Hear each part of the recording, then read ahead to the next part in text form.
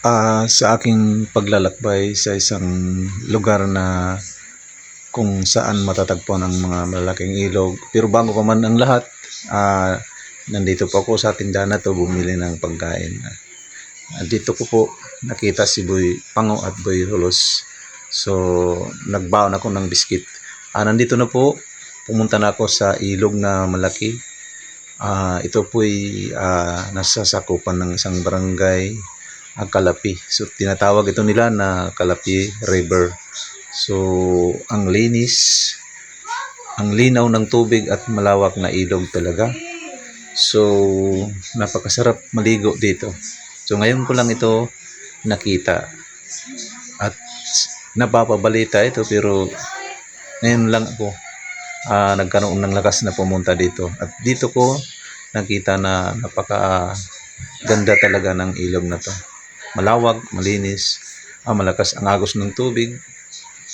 At ito, masarap talaga maligo dito.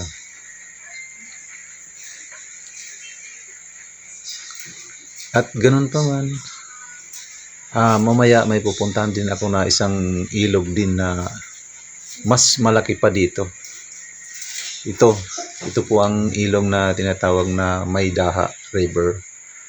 At nasa din ito, makikita natin ito sa Mutyong Samar.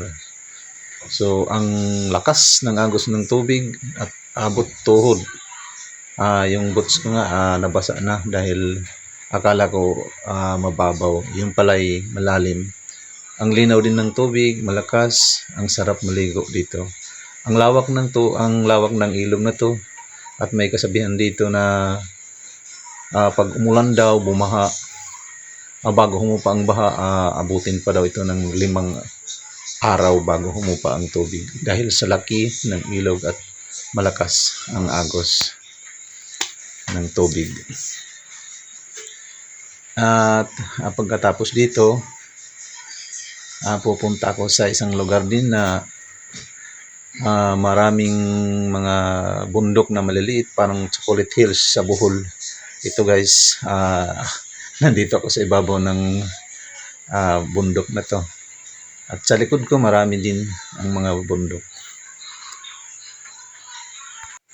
Okay, hanggang sa susunod. Maraming salamat po.